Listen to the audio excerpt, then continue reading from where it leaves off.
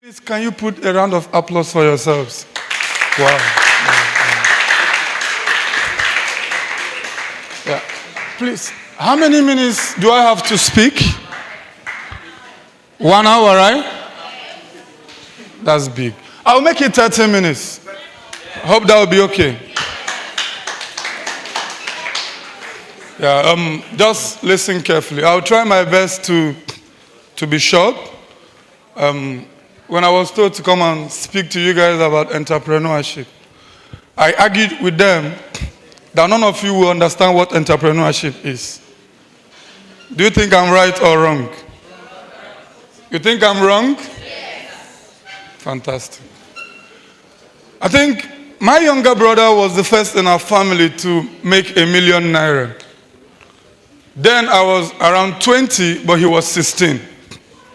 So at 16, he made ₦1 million. And the reason he made that money was because as a student, he dropped out of school.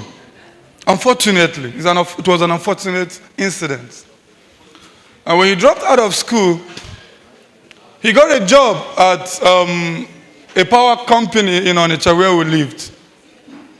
And the power company told him, Ekene, you don't know how to, install electricity. So how are you going to do it? He told them, don't worry, that he's going to learn. That the reason he dropped out of school was because his father doesn't have money. That's my father. We don't have money to pay his fees. But he believed if he's going to work, he's going to earn some living and then go back to school. They said, no problem. They enrolled him. After 6 months, the young guy became so powerful. He was very smart. That he started managing lots of the distribution points in the area. And because he was managing so many distribution points, he was managing so many engineers that went to school.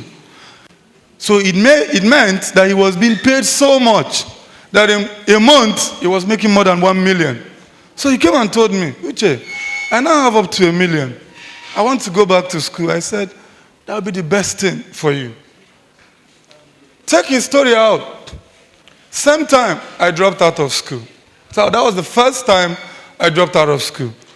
So I went to the university. I went to the secondary school first, here in Abakaliki. I was a very good student, let me be honest. But I didn't like debates.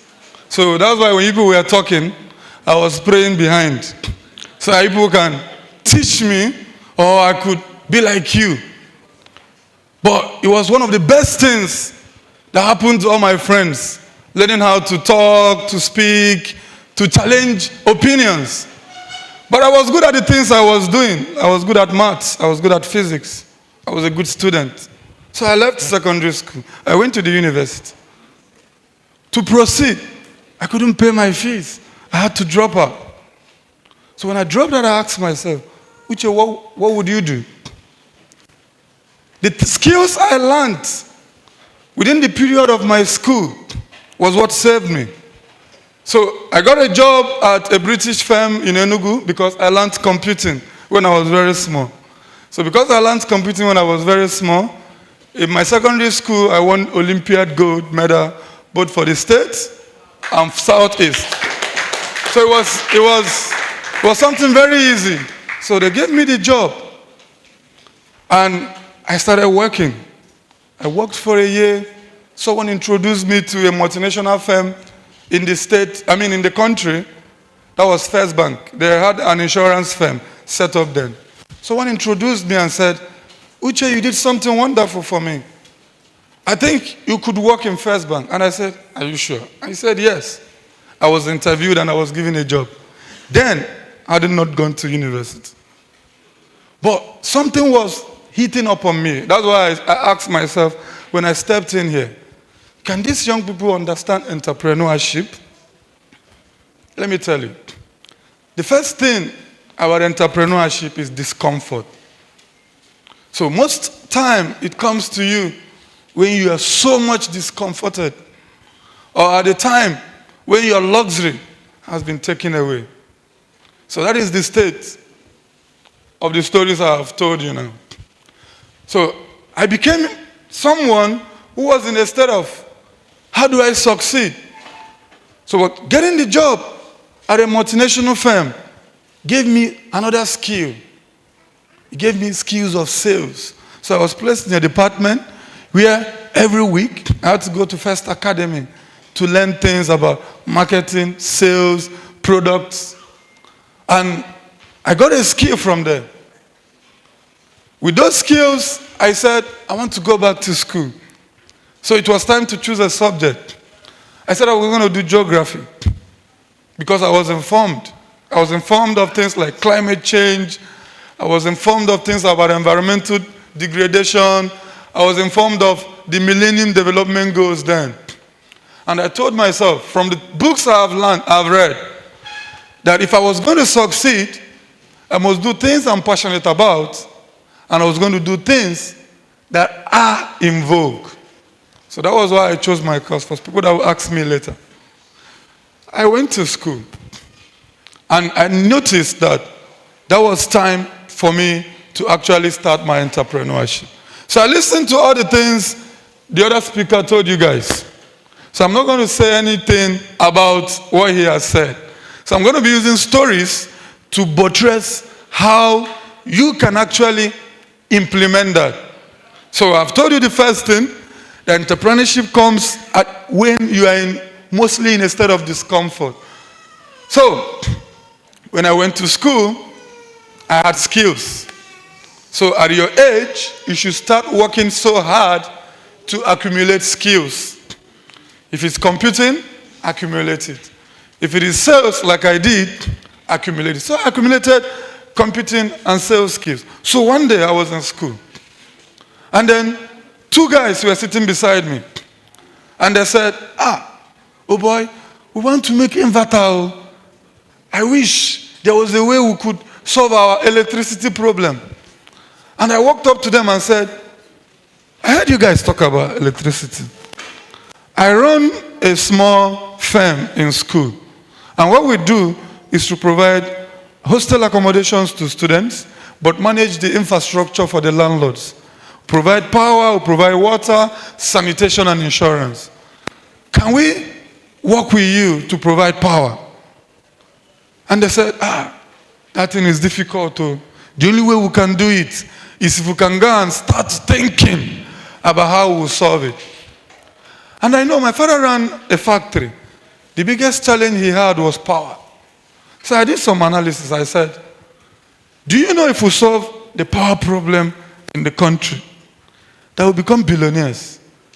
And I said, I've been thinking about it, but how do we start? I'll retrace your steps a bit. I just mentioned two more things. There was a situation, I analyzed it, and I was able to evaluate how big the impact is. So going forward, I want you to understand, if you want to solve a big problem, if you want to be rich, you must solve a very big problem.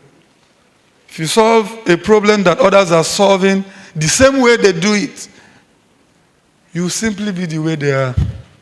You understand? But if you solve a big problem, you will be big. So the question was, how do we solve this problem that is big? But there were scenarios around us. We were students, very smart students. I left the school with first class. My co-founder left the school with first class. So we had bright students in the team. We were still students. That was my second year. And we said, how do we get this done? I also mentioned collaboration. So they understood that they cannot do it alone. So if you want to be rich, you can't start the company on your own. Especially if you are poor like me. You understand? So if you are poor like me, understand that you can't start it alone. So I had to work with people. So why on the process? We discovered that if we could contribute 45,000 naira, that was the money we knew we could contribute. We said, if we could contribute 45,000, then we can build the first product and give it to somebody. And we said, how do we contribute this 45,000? Because we are all similar in terms of finance. So what happened was that we had to start looking for how to bring 15,000 10,000 from amongst ourselves. So you see, it was a small money, right? So we brought the small money together, and then we decided to build our first product. So you see, I've tried to re-emphasize again that if you want to build something big, you cannot build it alone. You could see it in the story. I didn't have 45,000. It looked so big at that time. It was 45K. My tuition fee then was around 33,000. That was what we were paying for school. That was tuition fee at the University of Nigeria in Soka. It wasn't far, just around 2016, 2017. So, but the money was big. So my point is, you could ask, how did Tesla get to that level? Someone would say, he's rich. But there are people who were poor, who have built something big, but started small. So that's where you need to think, who around me can help make my dream come true? It could be bringing them close or closer and making them part of the discourse of your journey. So that was what I did. And that was what my team understood was going to work. So we brought the small money, we started. So when we did the first product, I like this part of our startup journey. When we did the first product, one man bought it. I can't forget his name. His name is John Bosco. He stays at Onsuka. He bought the product. He installed it in his house. It was an inverter with a battery we took on lease to demonstrate our product. But unfortunately, the system did not last for 2 days.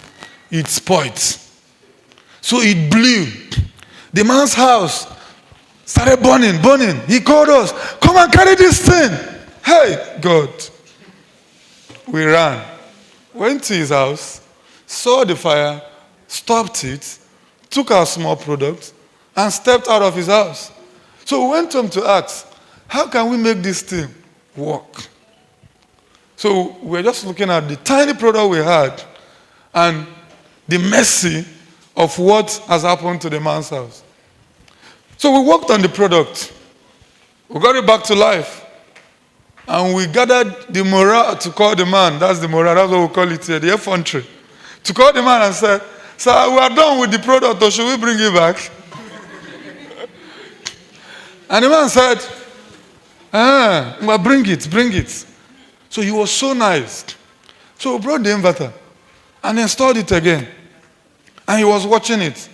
This time around, it did not blow. We said, thank God.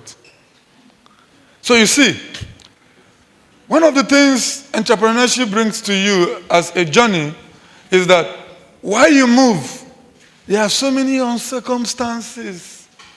It's even more suave than sinusoidal waves. You understand? You can predict the angles of sinusoidal waves. But entrepreneurship is so haphazard. You can't understand it. In chemistry, they'll say the entropy is too high. You understand? That's how entrepreneurship is. So we could not envisage what was going to happen, but when it happened, we summoned the courage to try again. So he took the second product, it worked, and then we started looking for more opportunities. So one day, a trade fair came. So there was a trade fair in school at Onsuka, and we said, let's take our product there. So when we took our product there, we performed one magic that every entrepreneur needs to learn. So if you want to be an entrepreneur tomorrow, I have only one gift for you. Do you know what that gift is? Scout for opportunities. That's the secret of every entrepreneur. Scout for what?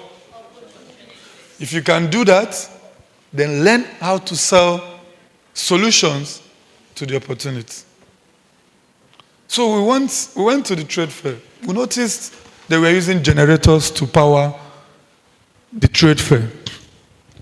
So I told my colleague, let's tell that man, let's put our system. If we put our system and power their events, it might give us publicity. And he said, what if it will burn again? I said, it's true. Let's look for small things to power. And we now agreed to power their fridge, their sound system, and the bulbs. our system. And from morning till evening, our system powered the whole event. It was a big event, but we saw opportunity to advertise, and we took it. And it worked. We went home, praising God that today, it didn't burn. Then the next day we came, did the same. It was a 3-day event. So on the second day we came, powered event. So the governor came to attend the event. So when he came for the event, when he was leaving, he said, let me visit all the booths and see what they were doing there. So he moved booth to booth. He got to us. And he said, what is this? He said, this is solar energy system designed by UNN students. This is we. Because there was one lecturer there, I won't forget his name. He wanted to say the project was his. So, but we said, this is our project. And he said, okay, I'll come to that story later about some of your challenges. But there will be no time, I know. So he said, how much is it that he would like to put this for his mom in the village, since he has been told that this is what powers this building? And he said, and we told him the cost was 436,000, because that was the market price.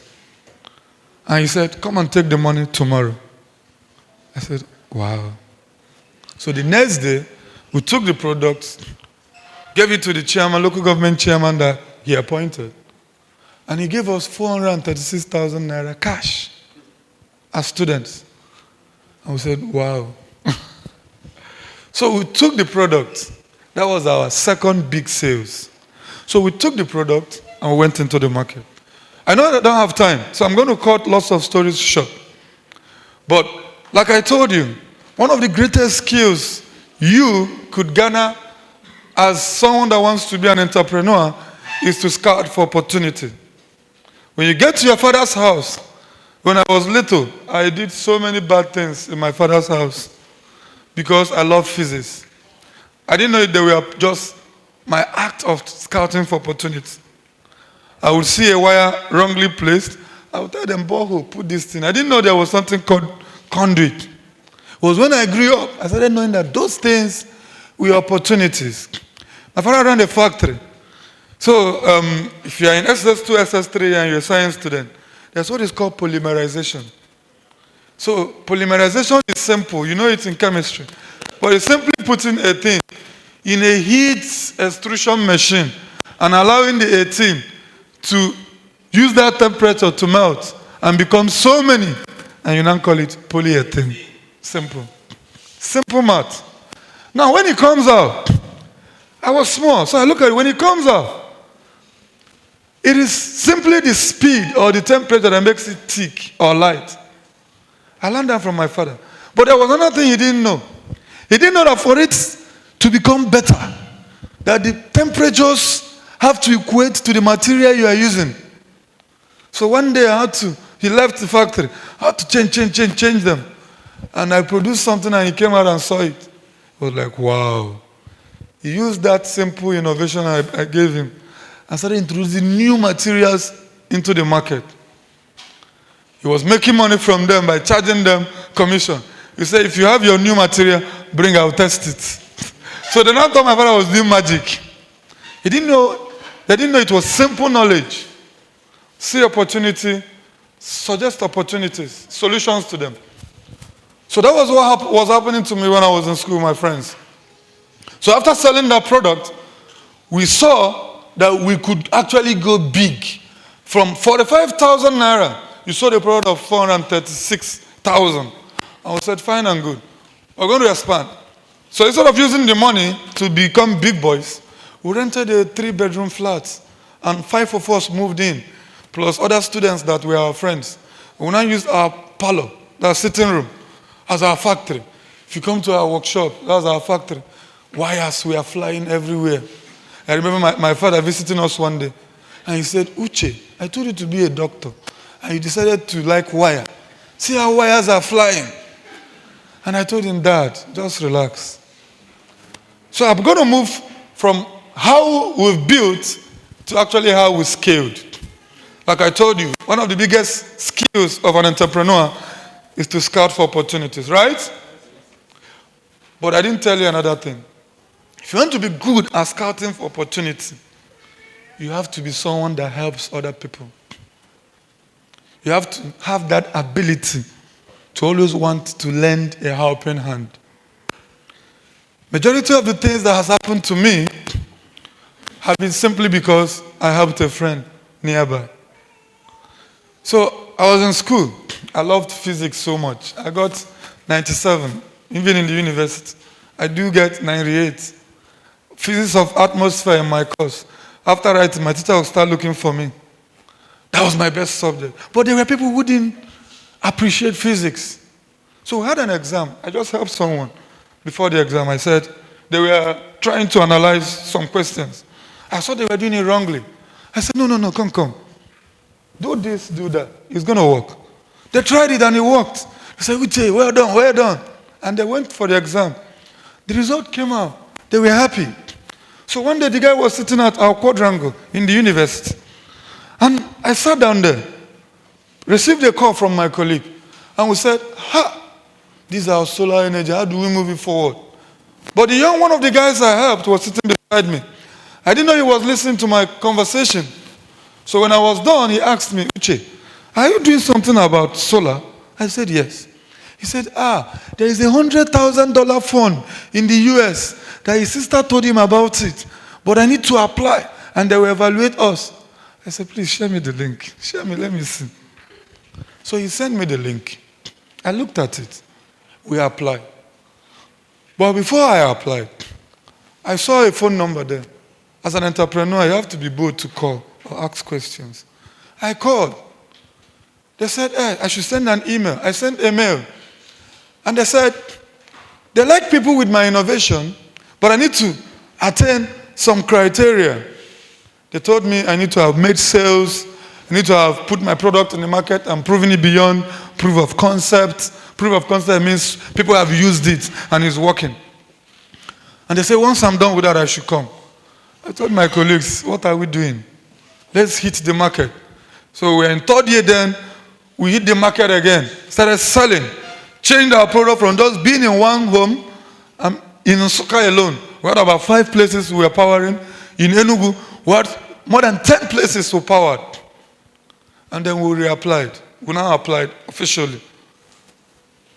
Luckily, we were selected for the fund. I was in third year. Before I finished my third year, I remember that day. It was December, I came home. January 3rd, we hadn't gone back because we did a project that took us so much time in December, so we came home late. So I was just in my village, in my one little village here in Izambo. And my phone rang, just beep. You know that alarm that I used to do? Toot. So if you have big money, it will ring loud. That day, my phone rang loud. So I brought out my phone and checked it. And it was $50,000. I said, hey. So I called my colleague and said, do you know that award we applied? That they selected also. He said, they know now, but where is the money? I said, I have the money now. He said, are you sure? I said, don't worry. I entered motor. Fume. I went to school. I showed them the alert. They said, oh boy. You know, as a poor man, if you grew up as a poor man like me, I was not too poor, but I was poor. Because why I knew I was poor is I dropped out of school. Some people were rich around me, but I didn't have money. But I now have 50,000. So my friends would now say, that time if you convert the money, the conversion rate then was, I think you moved from 150 to 300 then. So you can do the conversion. So it was close to 45 million or so, I don't know. Can't remember the conversion. So we said, let's go and check the bank to confirm if the money is there. I said, the money is there. What are you saying? I did not send anything. My colleague said, no, it may be Yahoo. Let's go and check. So we went to the bank, we checked, and we saw that we had $50,000. And we knew it was the starting time of our entrepreneurship journey. And we moved with that money. The target of the project was to put 100 solar systems in shops in Enugu where we stayed. And the timeline was to do it in 18 months. In 12 months, we served 100. In 18 months, we did 156. And the people were like, you guys are small boys. How did you people do this? So, one lesson I learned from there was that as an entrepreneur, you should not just be trustworthy. So others will say, be trustworthy. Others will say, be faithful. But me, I will say, always over-deliver.